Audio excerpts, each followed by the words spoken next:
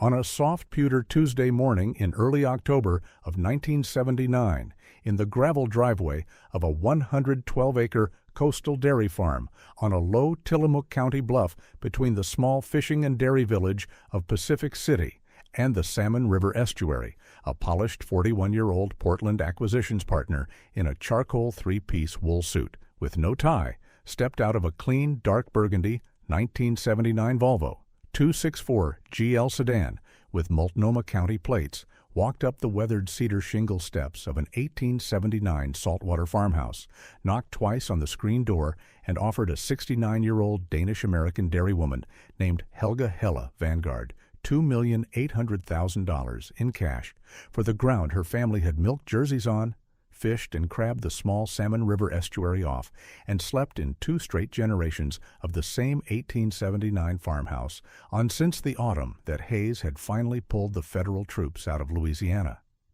The man's name was Brian Hollister. He was the lead acquisitions partner of Cascadia Coastal Partners, LLC, a Portland-based Ocean View Condominium Development Limited Liability Corporation that had bought, across the previous 5 Oregon coast summers, 11 coastal bluff properties between Cannon Beach and Bandon. He had on a pale blue Oxford shirt, polished cordovan loafers, a heavy gold Stanford class ring, and a thin Movado watch. He had a leather coach portfolio open on Helle Vansgaard's worn red and white checked oilcloth kitchen table within 5 minutes of his knock, and inside the portfolio was a glossy architect's rendering, in color, titled Tillamook Bluff's 84 Ocean View Condominiums. The rendering was very nicely drawn. The 1879 cedar-shingled farmhouse Helle had moved into as a bride in 1932 was, in Cascadia Cowstall's plan, the future Tillamook Bluffs Heritage Reception Lodge, with its covered porch preserved as a guest amenity. The long, faded red post and beam dairy barn Mads Vansgaard had patched the cupola of every spring of their married life was, in the plan, the future Bluff Yoga and Wellness Pavilion. The stone-walled lower pasture where Helle had milked the same 40 jerseys every morning of every year since 1932 was, in the plan, lots 19 through 47, listed at $420,000 each. The small spring-fed creek at the back of the property, which the Salmon River coho still ran up in October, was, in the plan, the future Bluff Trout Stream Heritage Feature. Brian Hollister drank his coffee, slow. He explained, in the smooth, low voice he had been hired for, that $2,800,000 was 44% above the most recent Tillamook County tax assessment, that it was 19% above any honest appraisal he had seen of coastal dairy ground in Tillamook County, that Helle's only daughter Annika, who lived in Astoria and worked as a public health nurse, and Helle's only son Niels, who lived in McMinnville and ran a small Yamhill County vineyard, could each receive a check that would, in plain language, take care of every concern either of them was ever going to have about the future. Helle Vansgaard listened to him for the full 41 minutes. She poured Brian Hollister a fresh cup of coffee from a small chipped enamel coffee pot. She did not interrupt him. When he was finished, she folded her square, work-hardened, red-knuckled hands on the oilcloth tabletop. The thin gold wedding band Mads Vansgaard had put on her ring finger on the 3rd of June 1932 caught the soft pewter morning light through the kitchen window over the lower pasture. And she said one word. She said, in her quiet Tillamook Coast English with the Danish edge still at the long vowels, "Neige." She said it once. Then, because the man in front of her was not a Dane, "No." What Brian Hollister did not know, sitting there in his 3-piece wool suit in Helle Vansgaard's coastal kitchen with $2,800,000 of Cascadia Cowstall's money sitting in writing on the oilcloth, was that Mads Vansgaard had been a Tillamook County school principal for 31 years, that he had buried his own father, a Danish immigrant Pacific City fisherman named Anders Vansgaard, in a small Lutheran cemetery north of Beaver, Oregon in 1958, and that, in the top drawer of the heavy oak roll-top desk in the parlor of the 1879 farmhouse, alphabetized and labeled in Mads Vansgaard's neat Danish-American hand, was a thin folded, brown manila folder marked, in clean schoolmaster's pencil. For Helle, back 40 path, 1855. The Vansgaard farm on the Tillamook coast had been bought in the autumn of 1877 by Mads Vansgaard's grandfather, a 28-year-old Danish-born Pacific City fisherman named Anders Vansgaard, who had purchased the original 80-acre core of the place, a low coastal bluff between the Pacific City fishing dories and the wide tidal mouth of the Salmon River, from a small Kokili Tillamook descended widow named Mary Lighthouse for the sum of $360 in coined silver. Mary Lighthouse had been the last surviving daughter of an 1855 Tillamook Salmon River packers family that had operated between 1855 and 1862, the only continuous overland packers route between the small inland Salmon River Agency post and the Pacific City coast, a packed dirt path running diagonally across the back 40 of what would, 22 years later, become the Vansgaard farm. She had told Anders Vansgaard about the old packer's path on the afternoon she had handed him the deed in the wood-frame Pacific City schoolhouse where the closing had been held. She had also given him, that same afternoon, a folded, hand-drawn 1855 map of the path drawn in iron gall ink on a single sheet of foolscap by her own father, with a hand-printed legend that read, in clean 19th-century schoolmaster's hand, Tillamook and Salmon River Packers Trail, 1855, A. Lighthouse, Packer. Anders Vansgaard had folded the map carefully that afternoon. He had carried it home in the inside pocket of his coat.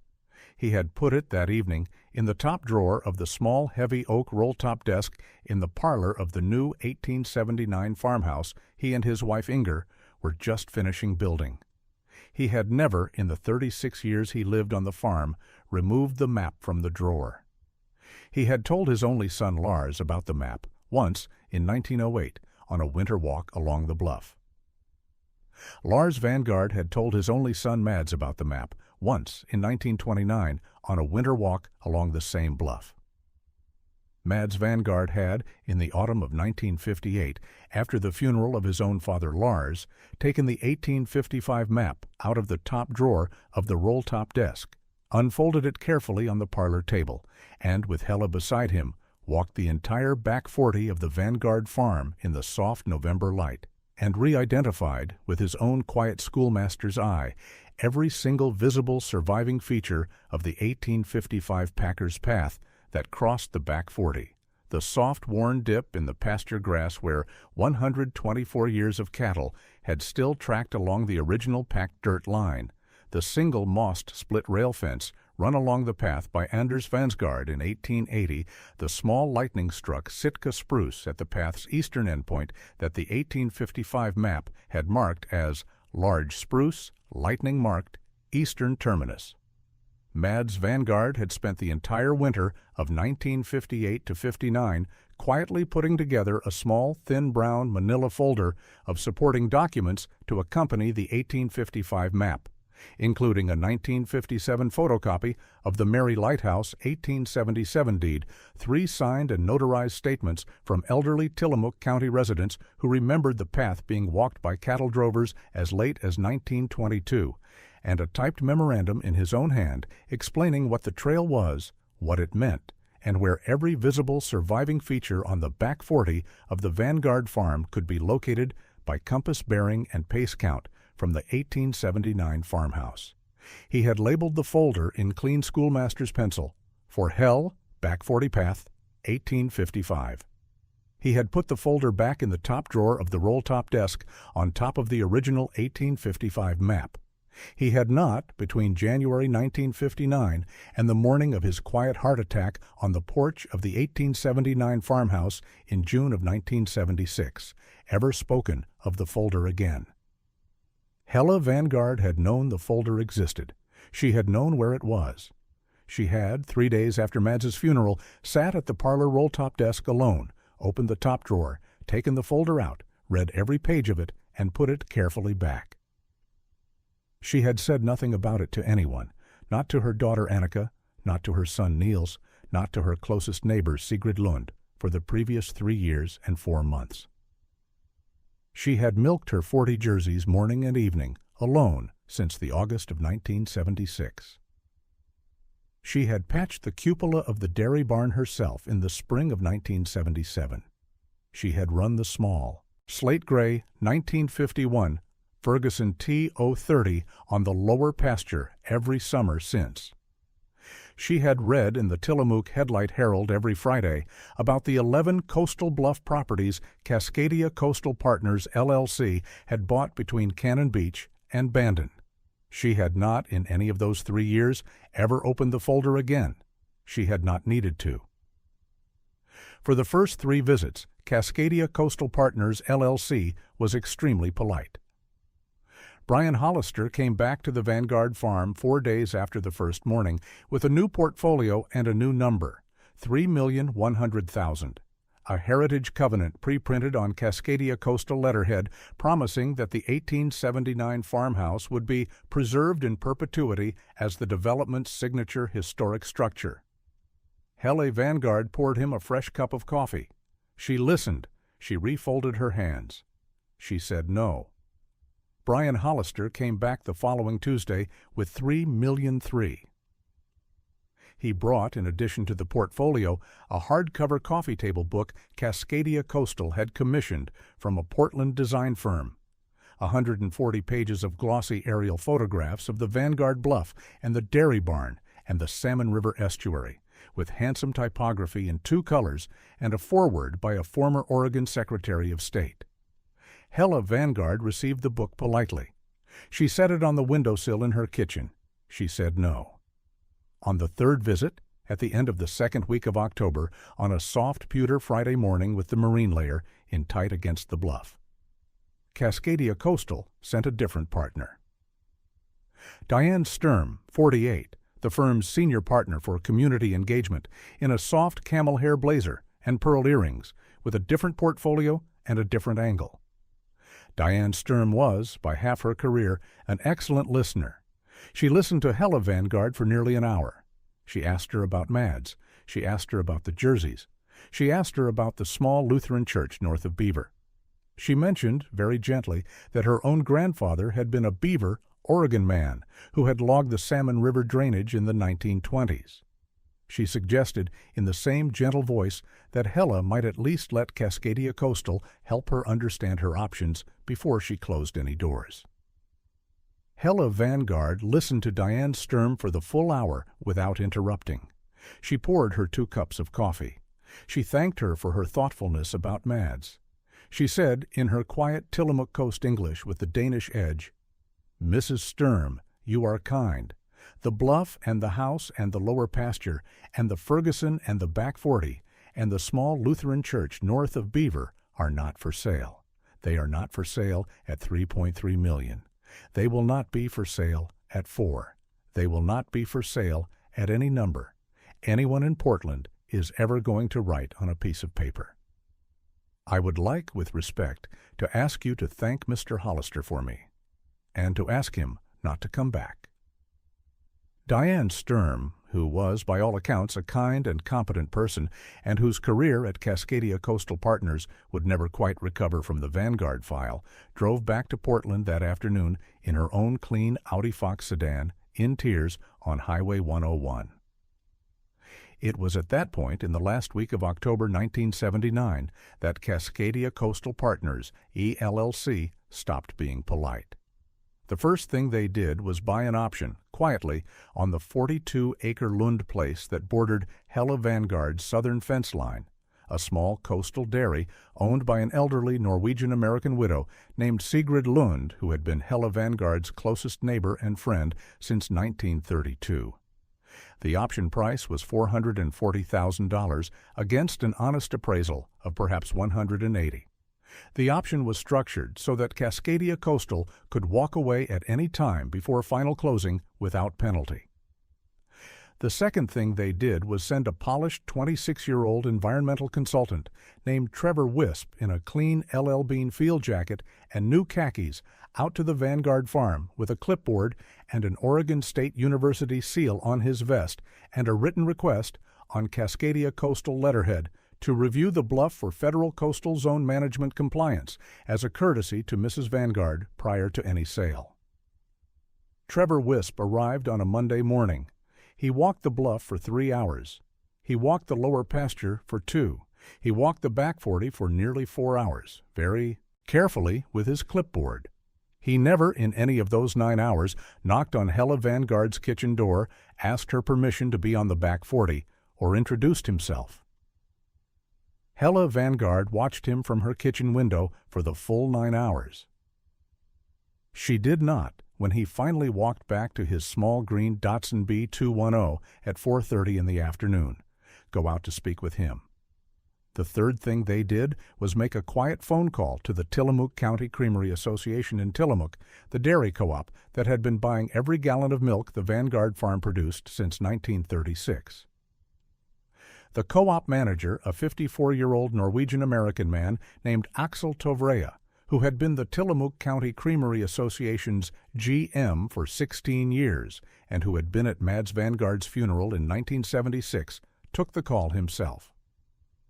He listened to the Portland caller for 2 minutes. He told the caller in his careful Tillamook Coast English, "Sir, we do not know any Vansgaards in this county that the Tillamook County Creamery Association has any concerns about. We are not going to look into the question. Do not call this office again." He hung up. He called Helle Vansgaard within 20 minutes from the creamery's wall phone. He told her exactly what had been asked, in exactly what tone of voice. He added, "Helle, they are now coming for the bluff from 3 sides. You should know that." Helle Vansgaard listened to Axel Tovrea for the full 2 minutes. She thanked him. She hung up the kitchen wall phone. She stood at the window over the lower pasture for 1 long count of 3. Then she walked through the parlor to the heavy oak roll-top desk, opened the top drawer, took out the thin folded brown manila folder marked, "For Helle, back 40 path, 1855, carried it back to the kitchen, laid it carefully on the red and white checked oilcloth, and made herself a fresh cup of coffee. The folder contained 4 documents. The first was the original 1855 Tillamook Salmon River Packers trail map in iron gall ink on a single sheet of foolscap, drawn by Mary Lighthouse's father with the hand-printed legend, "A. Lighthouse Packer," still legible in the lower right corner. The second was a 1957 photocopy of the original 1877 deed from Mary Lighthouse to Anders Vansgaard. The third was a single sheet of plain typed paper prepared by Mads Vansgaard in February of 1959, titled in clean schoolmaster's caps, "Inventory, 1855, Packers Trail, Vansgaard, back 40." It listed, by compass bearing and pace count from the 1879 farmhouse, every visible surviving feature of the 1855 trail across the Vansgaard property. The trail bed itself, 860 paces west-southwest by 232 degrees magnetic. The 1880 mossed split rail fence Anders Vansgaard had run along the trail, 420 paces of original split rail still standing. The lightning-marked large spruce at the eastern terminus, the 3 small original 1855 trail markers, river stones with iron gall numerals, 1, 2, and 3 still faintly visible. Anders Vansgaard had left in place, and 1 further small 1855 feature, a small hand-carved cedar packer's bench in 2 pieces, half buried in the moss at the western terminus that no later Vansgaard had ever moved. The fourth document was a 1-page handwritten cover letter to Helle in Mads Vansgaard's neat schoolmaster's hand, dated January 4, 1959. It read, in full, "Helle, if you are reading this, I have died first. I am sorry. I have always meant to live long enough to walk the back 40 with you and our grandchildren in the spring of every year and explain this folder properly. I will not now, so please read what is in this folder carefully. It is enough.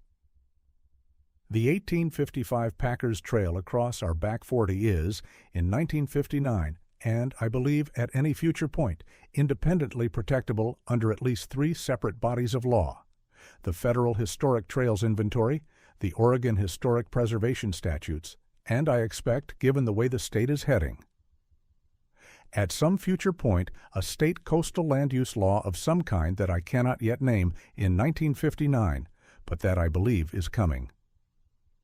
If anyone ever offers you serious money for the farm, take this folder and the 1855 map down to Lloyd Beidler at his law office on Main Street in Tillamook. Lloyd is 12 years younger than I am and will outlive me by 20+ years. Tell him I sent you. He will know exactly what to do. The farm is yours. The jerseys are yours. The Ferguson is yours. The Lord and I bless every morning you wake up on the bluff. Mads.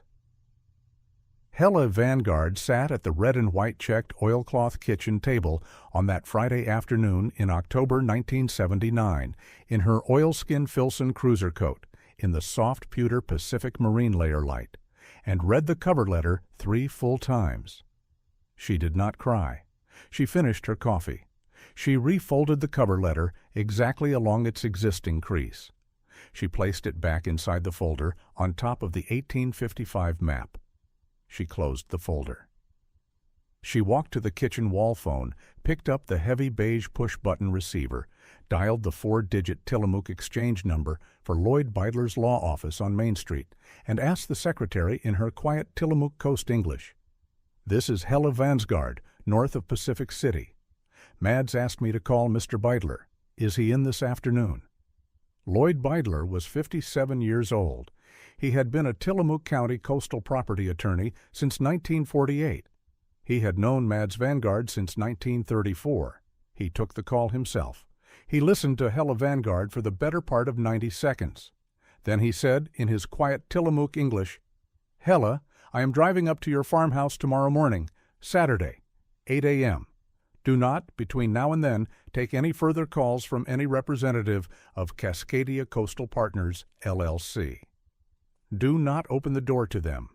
I will bring with me in my own briefcase copies of every relevant Oregon Historic Trails Preservation Statute on the books in 1979 and of the Federal National Trail System Act of 1968 and of the Oregon Senate Bill 100 Land Use Planning Framework of 1973, which is going to do in Tillamook County exactly what Mads predicted in 1959 it would eventually do. We are going to walk the back 40 together. We are going to find every one of the surviving 1855 features on Mads's inventory sheet. We are going to photograph them. And on Monday morning, I am going to drive to Salem with Mads's folder, and I am going to file 2 emergency applications, one with the Oregon Parks and Recreation Department for State Historic Trail listing, and one with the Land Conservation and Development Commission for a Coastal Bluff Resource Overlay designation that will, in plain language, freeze every condominium development application within a half-mile of your back 40 for the next 18 months, while the state reviews the petition. Are we clear, Helle? Helle Vansgaard said, mildly. Yes, Lloyd. Lloyd Beidler arrived at the Vansgaard farmhouse at 7:53 on the Saturday morning, in a 1973 brown Mercedes diesel sedan with 190,000 miles on the odometer, with a small olive green canvas briefcase on the passenger seat. He drank 2 cups of Helle Vansgaard's black coffee in the kitchen. He read every page of Mads's 1959 folder. He took off his half-moon reading glasses. He said, "Helle, Mads left us everything we need. Get your barn boots. We will walk the back 40 before the marine layer comes back in."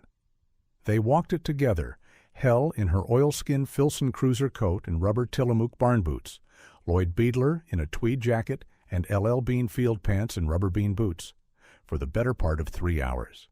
They found, on Mads's inventory sheet, every single one of the surviving 1855 features: the trail bed, the mossed split-rail fence, the lightning-marked large spruce at the eastern terminus, the 3 small 1855 Riverstone trail markers with the iron gall numerals 1, 2, and 3, the small hand-carved cedar packer's bench in 2 pieces, half buried in the moss at the western terminus, exactly where Mads's inventory sheet had said it would be in 1959. Lloyd Beidler photographed every feature with a Yashica TL Electro 35mm camera he had brought in the briefcase. He filled 28 frames of Kodachrome 64. When they came back to the farmhouse at noon, the marine layer fog bank was just rolling back in over the bluff. Lloyd Beidler set his briefcase on the kitchen table. He said, "Helle, we are about to take the entire 112-acre Vanguard farm completely off the table for anybody in Portland for at least the next 40 years. Are you ready?" Helle Vansgaard said, mildly, "Lloyd, I have been ready for 3 years and 4 months. Begin." What Cascadia Coastal Partners, LC, did in the 4 days between Helle Vansgaard's Saturday morning with Lloyd Beidler and the Wednesday morning of Lloyd Beidler's filings in Salem was, in the polite language Lloyd Beidler would use 7 months later in a Tillamook County Circuit Court filing. A fairly thorough demonstration of the patterns of conduct that late 1970s Portland-based Ocean View Condominium Development Limited Liability Corporations bring into otherwise quiet Oregon coastal communities for a great many years after they should have been driven out. On the Monday morning, an anonymous tip arrived at the Oregon Department of Agriculture alleging that Helle Vansgaard of Pacific City was operating an unregistered Grade A dairy on her bluff property north of the Salmon River estuary. The Oregon Department of Agriculture, which had inspected the Vansgaard dairy operation without incident every quarter since 1936, was required by law to respond. They sent a young field officer the next morning. The Vansgaard dairy parlor was perfect. The young officer wrote it up as such. He apologized, on his own initiative, for the disruption. On the Tuesday afternoon, 2 large laminated yard signs appeared overnight on the public road fence line of the Lund place that Cascadia Coastal had now optioned, facing the back road approach to the Vansgaard Bluff. The signs read, in bright blue and cream printing, "Proposed, Tillamook Bluffs." 84 Ocean View condominiums. Breaking Ground Spring, here in 1980. Helle Vansgaard saw them on her way home from the small post office in Pacific City on the Tuesday afternoon. She drove the rest of the way home in her 1968 Ford F-100, walked into the parlor of the 1879 farmhouse, picked up the kitchen wall phone, dialed Lloyd Beidler, and told him about the signs. Lloyd Beidler, on the phone, was very quiet for one long count of 3. Then he said, mildly, "Helle, they have just made our second filing for us. I am driving up to your place tomorrow morning at 6 a.m. with my 28-year-old associate from the Tillamook firm and her own Yashica camera. Do not please take down the signs."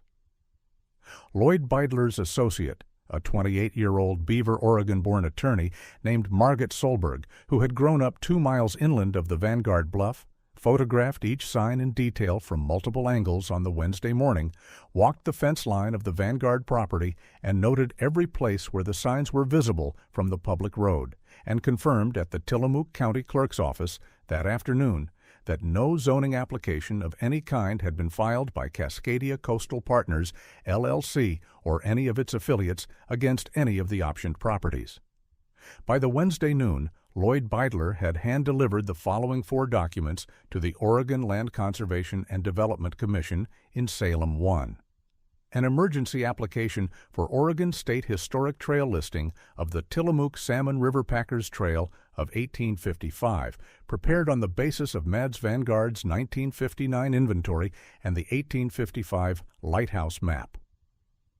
2.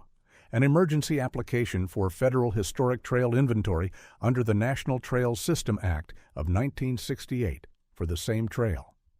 3. An emergency petition under the Oregon Senate Bill 100 Land Use Planning Framework for a coastal bluff resource overlay designation on the entire 112-acre Vansgaard farm. 4. A formal Tillamook County Circuit Court consumer protection complaint against Cascadia Coastal Partners, LLC, on the simple grounds that Cascadia Coastal had publicly represented on roadside signage to the citizens of Tillamook County that they were breaking ground on an 84-unit Ocean View condominium subdivision called Tillamook Bluffs, on property that they did not own, did not have entitlement to, and could not, by the operation of Oregon State and Federal Historic Trail and Coastal Land Use Law, as of that morning, ever entitle. By the second week of December 1979, 6 weeks after Helle Vansgaard had set Mads's 1959 folder down on her oilcloth kitchen table. Every option Cascadia Coastal Partners, LLC, had taken on every property adjoining the Vansgaard bluff was, quietly and with no comment, allowed to lapse. The Lund place reverted to ordinary unencumbered ownership by Sigrid Lund, who later that month sold the option-released property directly to Helle Vansgaard for the original honest appraisal of $180,000, financed by Helle at 4% against the Oregon Coastal Bluff Resource Overlay, in the only loan Helle Vansgaard ever signed in her life. The yard signs came down on the 18th of December by Cascadia Cowstall's own crews, in the rain. Brian Hollister was reassigned internally to a Hood River warehouse conversion file in Portland in early January 1980. Diane Sturm retired in March. The Oregon Parks and Recreation Department formally listed the Tillamook Salmon River Packers Trail of 1855 on the Oregon State Historic Trails Register on the 11th of April, 1980. The Federal Bureau of Land Management formally added the trail to the Federal National Historic Trails Inventory on the 2nd of June, 1980. The Land Conservation and Development Commission formally approved the Coastal Bluff Resource Overlay on the entire Vansgaard farm on the 22nd of July, 1980. By operation of Oregon law, making any subdivision or non-agricultural development of any part of the 112-acre Vansgaard farm legally impossible, in perpetuity, without affirmative action by the Oregon legislature. Helle Vansgaard lived another 26 years. She continued to milk the same 40 jerseys morning and evening, alone, until the spring of 1994, when she was 84, when her granddaughter Meta, the 26-year-old only daughter of Helle's son Niels, who had just finished a coastal history degree at Western Oregon State College, moved home to the bluff and quietly took over the dairy. Helle continued to live in the 1879 farmhouse in the front bedroom in which Mads had been born until November of 2005. She died at 95 of a quiet stroke on the wraparound porch on a clear, cold November afternoon, with the soft sound of the surf breaking 40 feet below the lower pasture and a single faded slate-gray 1951 Ferguson TO-30 at rest in the open bay of the long, faded red dairy barn behind her. The Vansgaard farm is owned today by Meta Vansgaard Olesen, 58, who lives in the 1879 farmhouse with her husband and her own son, a 13-year-old boy named Mads Vansgaard Olesen, who is being taught, slowly, the way Vansgaards have always taught Vansgaards anything, how to start the 1951 Ferguson TO-30. The lower pasture is still milked every August.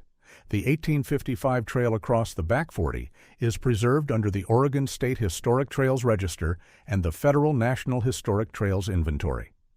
A small bronze plaque on a basalt boulder at the eastern terminus, set there by the Oregon Parks and Recreation Department in 1981, reads only Tillamook Salmon River Packers Trail, 1855, A Lighthouse, Packer. Preserved by Mads Vansgaard, 1959, and Helle Vansgaard, 1979. Helle Vansgaard is buried beside Mads in the small Lutheran cemetery north of Beaver, Oregon, beneath a plain Oregon basalt headstone with her name, her dates, and one line beneath them, written into her will in her own hand in 1991. The line, in her quiet Tillamook Coast English with the Danish edge, reads, Helga Vansgaard, 1910 to 2005. She kept the folder. And on the back wall of the small Tillamook County Pioneer Museum on Pacific Avenue in Tillamook, Oregon, where Meta Vansgaard Olesen still occasionally gives a guest lecture every September on coastal Oregon dairy history, hangs a single framed black and white photograph from the Saturday morning of the 27th of October 1979, taken with Lloyd Beidler's Yashica TL Electro on Plus X film by Lloyd Beidler himself.